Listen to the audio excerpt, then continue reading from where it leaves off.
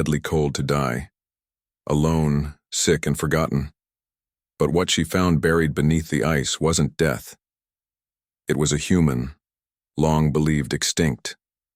And in a world where trust can kill and silence speaks louder than bullets, one storm would bring two enemies together against a danger far greater than either could imagine. If you're new here, don't forget to subscribe to the channel and show a thumbs up by liking the video. Now, let's move toward this powerful and unforgettable story. The storm came down from the sky like a beast with no mercy. It howled across the icy land, turning everything white and cold. Wind slammed into the mountains, carrying sharp pieces of ice that cut anything they touched. No person with sense would walk outside in this weather. But she did. Mira stumbled through the snow, barefoot and weak. Her long robe was torn, soaked through and frozen against her skin. Her lips were blue. Her hands were shaking. Her eyes opened and closed slowly, each blink a fight to stay awake. She knew if she stopped now, she would die. Her body ached for rest, but her heart whispered one word over and over: survive. She had no home anymore. The Frostborn Enclave, the place she had once called family, had turned its back on her. When her skin started to burn with fever 2 weeks ago, they didn't help. They didn't ask questions. They sent her away. The cold will decide. Your fate, they said. It was the old law. Anyone sick was a danger to the rest. Her own mother hadn't even looked at her when they shut the gate behind her.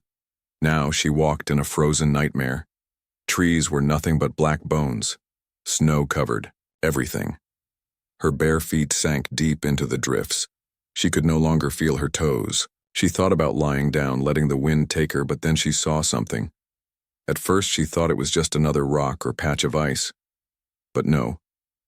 Something metal peeked out from the snow. A handle. A hatch.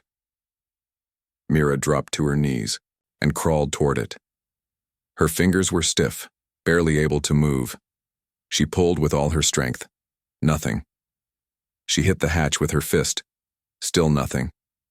Then she pressed both hands and pushed again. A loud creak. A groan. It opened. Warm. Air touched her face, real warmth. Not much, but enough to tell her there was life below. Without thinking, she pulled herself inside and closed the hatch behind her. The world outside disappeared. No more wind. No more snow. She lay on the floor, breathing hard. Her body shook from the cold and exhaustion. But she had done it. She had found shelter. She was alive. Then she heard it, the quiet sound of someone else breathing. She lifted her head. In the corner of the small underground room, a figure sat near a fire. He didn't speak. He didn't move. He just watched her. He was a man, not one of her kind. His skin was darker, his beard rough, his clothes thick and patched. He looked tired but alert. Mira froze.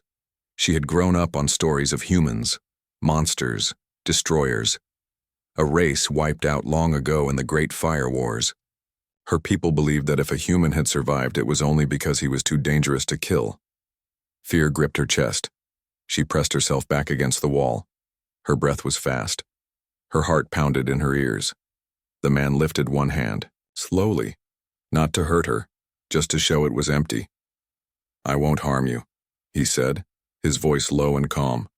Mira didn't reply. She couldn't. Her throat was dry. Her body was ice. "You step outside again," he said, "you'll die." She wanted to run, but there was nowhere to go. Snow had already sealed the hatch. The storm screamed above them. She was trapped with a human. Her people would have told her to fight, to strike first, but she couldn't even lift her arm.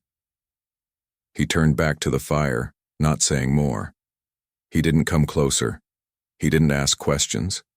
He just sat, as if waiting to see what she would do. Minutes passed, maybe hours. Mira couldn't tell. The fire pulled at her. Her body ached for its heat. Slowly, with small movements, she crawled forward. She watched him the whole time. He didn't move. When she reached the edge of the firelight, she saw a blanket nearby. She hesitated, Then she grabbed it and wrapped it around her shoulders. It smelled like ash and old cloth, but it was warm. Her body began to feel again. Her fingers stung, her legs stopped shaking. "Thank you," she whispered, her voice barely there. The man gave a small nod. They sat in silence. One girl cast, out by her own kind. One man left behind by history. Outside, the wind roared. Inside, the fire cracked. Mira stared at him. He wasn't what she had expected. He hadn't shouted. He hadn't attacked. He hadn't even asked her name. But he was still a human. And the story said that humans never helped without a reason. She didn't trust him. Not yet. Maybe not ever. But she was alive. And for now, that had to be enough. Mira didn't sleep much that first night. The fire warmed her skin, but not her thoughts.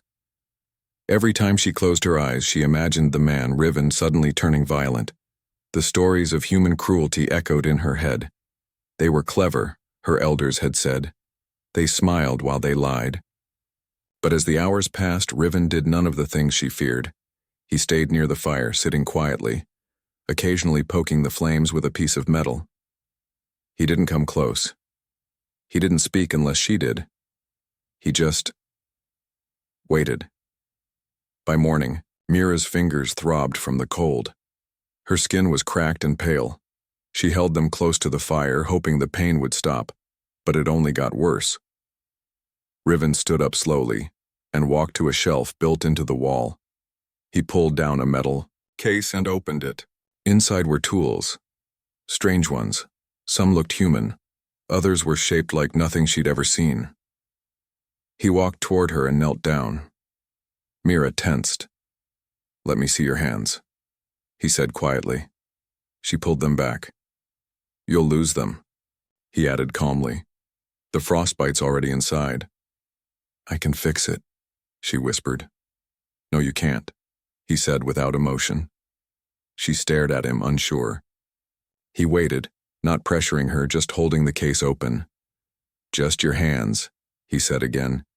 "You can stab me later if it makes you feel better." That made her almost smile. Almost. After a long moment, she reached out slowly and let him take her hands.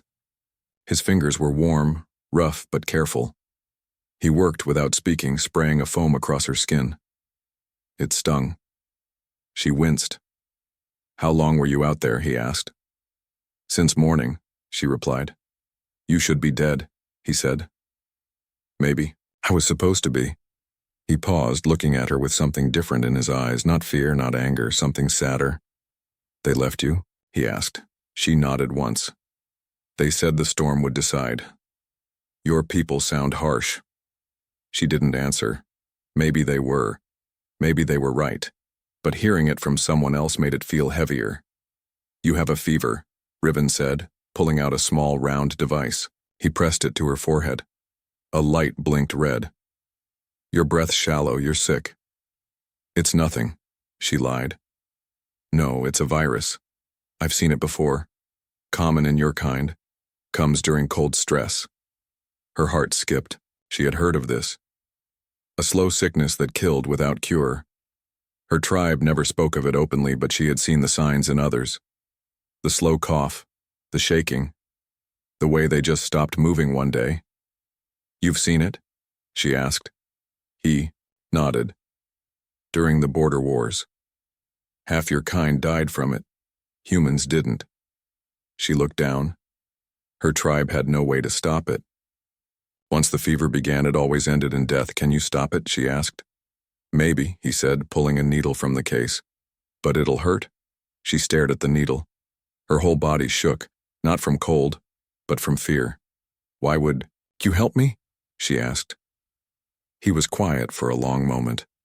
Then he said, in a voice so soft she almost didn't hear it, "Because I didn't help the last one." Mira didn't know what that meant, but it made her chest feel heavy. She nodded. Riven didn't wait. He gave her the shot. Her muscles tightened, her back arched, and then everything went black. When she woke, she was lying near the fire, wrapped in both blankets. Her body was burning with heat, but her fingers no longer hurt. Her skin still felt like it was made of stone, but she was breathing. Slowly, carefully. Riven sat beside her. He looked tired, older, but he was awake. Watching. "You didn't sleep," she said. "You needed someone to watch your fever," he replied. She blinked slowly, her vision still foggy. "You're stable," he said. "For now." She tried to sit up. Her body refused. Her chest ached. "It hurts," she whispered. "Means your body's fighting." She looked at him. "You're not what I thought." "I'm not anything anymore," he replied. They sat in silence. Mira watched the fire, trying to understand the man beside her. He hadn't asked who she was. He hadn't demanded thanks. He hadn't even asked her to leave. He just helped. That scared her more than anything else. "Who was the last one?" she asked. He didn't answer at first. Then he said, "A girl, like you. Sick, brave. She didn't make it." Mira said nothing. She didn't know what to say. She wanted to thank him, to trust him. But something inside her held back. "You should sleep," he said. "You'll need your strength." "You too," she replied. He gave a half smile. Later. The fire crackled softly between them. The storm outside had started to slow. The walls no longer shook.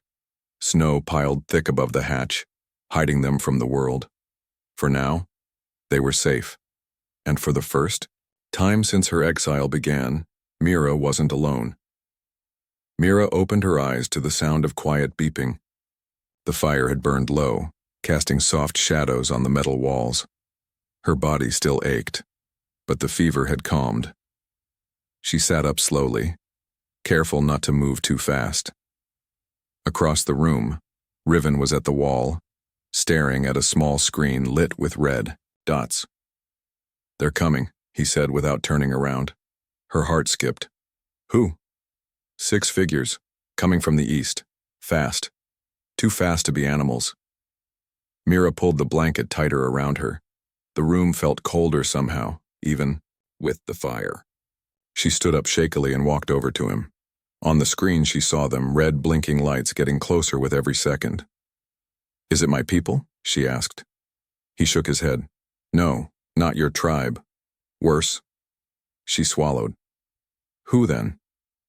"The Red Order," Riven said. "Private soldiers, paid hunters. They don't come to ask questions. They come to collect." She felt the air leave her lungs. She had heard of the Red Order only once in a whisper from an old trader. Bounty takers, silent killers. They hunted the exiled and sold them to whoever paid the most. "They're here for you," Riven said, "and probably to kill me for helping." Mira stared at the screen. Her blood ran cold. "Why me?" He looked at her serious. "Your blood is different. The virus didn't kill you, it changed you." She frowned. "What do you mean?" "You survived something no one else could. That makes you valuable. Maybe the cure is in you. Or maybe they just want to cut you apart and find out." Mira stepped back. "I don't want to be studied. I don't want to be hunted." Riven nodded. "Then we fight." He moved fast. He opened a metal box under the floor and pulled out weapons. An old rifle, a small plasma pistol, extra power cells. He threw the pistol to Mira. "Can you shoot?" "I've never fired one," she said, eyes wide. "You'll learn fast," he said. She looked at the weapon in her hand. It was cold and heavy. Her fingers shook. Riven started placing metal discs on the walls. She watched him work, planting traps with practiced hands. "I thought you were just a healer," she said. "I was," he replied, "before they turned medics into soldiers." Mira felt fear rise again, not from Riven, but from the world outside. She wasn't ready for this. She had just learned to trust him to survive the storm. Now strangers with guns were coming, and she didn't even know how to hold her weapon properly. "What if I freeze?" she asked. "You won't," he said. "Not this time." Outside, the snow shifted. The metal hatch groaned. Riven pointed to the wall. The shield will hold for a few minutes, then they'll break through. Mira backed against the wall, holding the pistol with both hands. Her breath was shallow. Her heart pounded. The sound of boots hit the hatch. A voice shouted from outside, cold and sharp. "Open the door, now." Riven didn't answer. He stood, near the fire, rifle ready, calm but tense. The hatch shook. Sparks flew from the seams. The shield flickered. "Get ready," he said. Mira nodded, even though her hands were still shaking. The shield dropped with a sudden burst of light. The hatch flew open. Red lights filled the room. 6 figures stepped inside, armor black, helmets glowing, weapons raised. "Target located," one of them said. "Girl confirmed. Kill the human." Riven didn't wait. He fired the first shot, striking the lead soldier in the chest. He dropped without a sound. The others fired back. Bolts of energy shot across the room. Mira ducked and rolled behind a crate. She fired once, blindly, and missed. Riven moved like a ghost, fast and focused. He took down another soldier with 2 quick shots. One of the attackers hit Riven in the shoulder. He stumbled, gritting his teeth. Blood soaked through his sleeve. Mira crawled to him, dragging him back. "You're hurt," she said. "Just a scratch," he replied, but his face was pale. More shots, more shouting. 2 of the attackers circled the side. Mira raised the pistol. Her hand stopped shaking. She aimed, fired. One shot hit a soldier's leg. He screamed. She fired again, striking another in the side. They fell. Riven looked at her, impressed. "Told you you'd learn fast." The last 2 attackers paused. One of them pressed something on his helmet. "The girl is the objective," a voice came through. "Take her alive. Kill the man." Mira froze. Her eyes locked with Riven's. "They don't want you dead," he said. "They want to use you." She looked down at the pistol, then at him, then at the enemies. Her fear turned to anger. She stepped forward and shot one in the arm, then the leg. He dropped. The other tried to run. She fired once more. He fell. The room was quiet. Smoke hung in the air. The fire burned low. Mira stood over the fallen soldiers, her chest rising and falling fast. She turned to Riven. He leaned against the wall, breathing hard. "We survived," she said. "For now," he replied. Mira looked around. The shelter was no longer safe. She could feel it in her bones. More would come. She didn't know when or how many. But she knew this was just the beginning. "We need to go," she said. Riven nodded. "And this time we don't wait for the storm." The wind outside had changed. It no longer screamed with rage but whispered like a warning. The snow had slowed, but the air was still sharp and biting. Inside the shelter, the warmth of the fire barely touched the growing fear. Mira helped Riven to his feet, wrapping his injured shoulder with a strip torn from her robe. His blood had stopped flowing, but he was weak. Every step he took was slower than the last. "They'll send more," he said quietly. Mira looked at the bodies of the Red Order soldiers on the floor. "How much time do we have?" Riven limped to the control screen. A new light blinked, red again. "Not long. They send a signal before we finish them. Backup is coming." Mira's chest tightened. "How many?" "I don't know," he answered, eyes locked on the blinking light. "But they won't be like the last group. These ones will be smarter, better trained." She helped him pack quickly. He grabbed a small medical kit, extra batteries, and 2 plasma grenades hidden beneath the floor. Mira found more power cells and stuffed them into a stolen backpack. As she zipped it shut, she found a black card marked with a silver serpent coiled around a red circle. "What is this?" she asked. Riven froze when he saw it. His face went pale. "That's not military," he said. "That's corporate." "What do you mean?" "The Red Order didn't send that team. A company did, a private one, the kind that sells medicine, weapons, people." Mira's stomach dropped. "So I'm not just being hunted. I'm being bought." He nodded. "And someone out there is paying a lot to get you back alive." Mira stared at the card. Her hands shook, but not from the cold. She placed it in her pocket and turned toward the hatch. "We need to leave now," she said. Outside, the snow was deep but softer than before. The wind had shifted west just like Riven predicted. They moved east, heading toward the sharp mountain ridge in the distance. Mira helped Riven walk.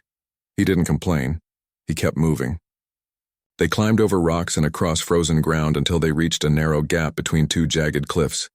"Here," Riven said, pointing. The caves. The entrance was hidden behind thick ice and tall stones. Mira squeezed through first, helping pull Riven behind her. Inside, the cold returned, but it was a still cold, not a violent one. She lit a small fire with a portable flare and placed a heating stone beside it. Riven activated a camo field to block their heat signature. "They won't see us in here," he said. Mira sat near the fire and checked her pistol. Her hands no longer trembled. The fear was still there, but something else had grown stronger, her will to fight.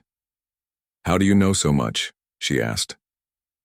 "I used to work for them," Riven replied. "Before the wars. I built field tech, scanners, weapons. Then they started using my tools on people like you. I left before I became one of them." Mira looked at him closely. "So you know how to stop them?" "I know where they're weak," he said, "and I know they don't expect someone like you to fight back." Above them, in the open sky, a black ship lowered silently through the clouds. Its engines made no sound. Its lights were dark. On board, armored figures prepared for landing. They were not soldiers, they were collectors. Each one wore the serpent symbol on their chest. They moved like machines. Fast, cold, focused. "Signal confirmed," one of them said. "2 life signs in cave system. The girl is the objective," their leader replied. "Capture alive, terminate the human." Inside the cave, Mira, check their traps one more time. Simple ones, motion-triggered blasts, smoke charges, and noise grenades. Riven leaned against the rock wall, resting his eyes but listening closely.